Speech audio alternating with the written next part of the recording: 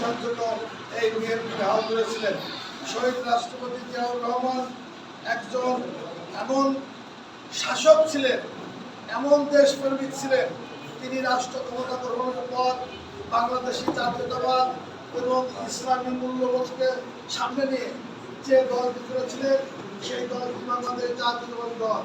তিনি সংবিধানে বিসমিল্লাহ লিখে বিসমিল্লাহ সংবিধানে বিবর্তন করেছিলেন।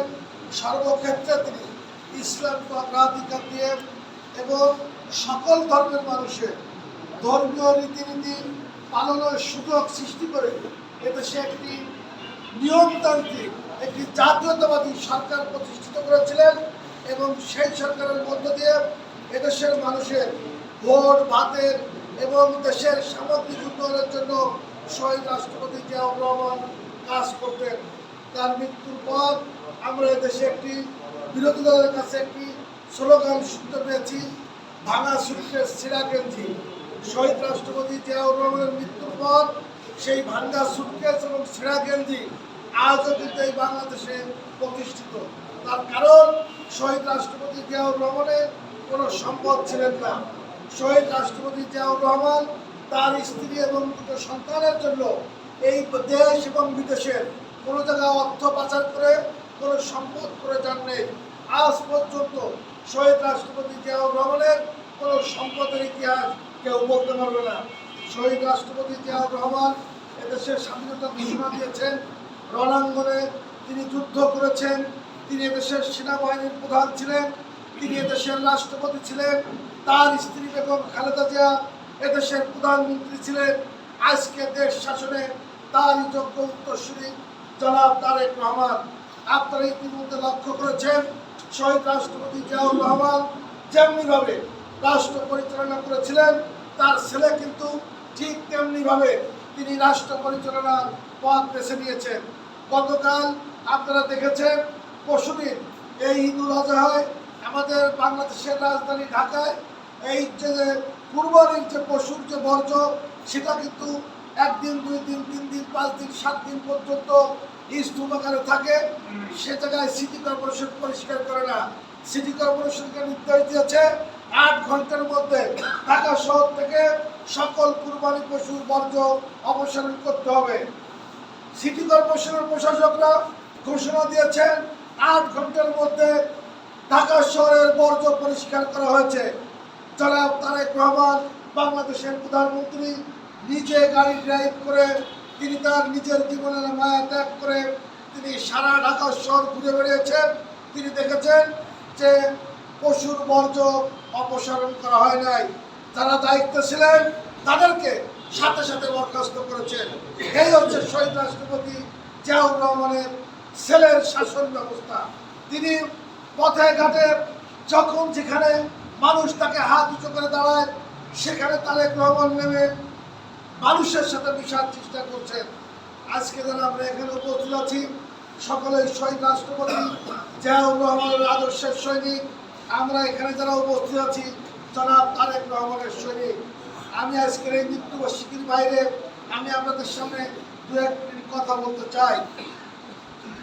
বিগত 12 জুন 12 ফেব্রুয়ারি যে ত্রয়োদশ জাতীয় সংসদ নির্বাচন হয়ে গেল, সেই নির্বাচনে বিএনপি 2 সংখ্যাগরিষ্ঠতা নিয়ে রাষ্ট্র ক্ষমতায় আসিয়েছেন। দুর্ভাগ্যক্রমে আমরা বাগেরহাট 1 আসনে 3204 ভোটে আমরা পরাজিত হয়েছি। আমাদের অতিরিক্ত আত্মবিশ্বাস, আমাদের ভিতরে অনৈক্যের কারণে আমরা নির্বাচনে পরাজিত হয়েছি। এর জন্য কিন্তু আমরা এটাই আজকে নির্বাচনে পরাজয়ের পর আমরা দেখতে পাচ্ছি আমাদের নেতা কর্মীদের মধ্যে সামান্য দ্বিধা বিভক্তি লক্ষ্য করা যায়। কিন্তু আমি দায়িত্বহীন কণ্ঠে বলতে চাই আজকে দেশ শাসনের 3 মাস পার হয়েছে। তারেক রহমান এদেশের মানুষের ভোটের অধিকার ফিরিয়ে এনেছেন। তারেক রহমান এদেশের মানুষের যে অর্থনৈতিক মুক্তি সেটা ফিরিয়ে আনার চেষ্টা করছে। পক্ষান্তরে আরেকটি গোষ্ঠী দেশ বিরোধী ষড়যন্ত্র করে এই সরকারের অগ্রযাত্রাকে থামিয়ে দিতে চায়। তারা মাদক দ্রব্য দিয়ে এই জাতিকে বন্ধুত্ব করাতে চায়। তারা এদেশে অস্ত্র দিয়ে এদেশের মানুষের সুখ শান্তিতে যে বসবাস সেটি তারা নস্যাৎ করতে চায়। আজকে মাদকের বিরুদ্ধে, এই সন্ত্রাসের বিরুদ্ধে, চাঁদাবাজির বিরুদ্ধে বিএনপির সকল নেতা কর্মীকে ঐক্যবদ্ধ হয়ে এই সকল সন্ত্রাসী এবং এই মাদক সেবীদের বিরুদ্ধে আমাদের ঐক্যবদ্ধভাবে এদেরকে রুখে দিতে হবে। এবং আজকে আমাদের মধ্যে যে চাপ আর পাওয়া না পাওয়ার যে বেদনা আছে, যে দুঃখ কষ্ট আছে, এই দুঃখ কষ্ট আমাদের আর সামান্য সময়ের জন্য।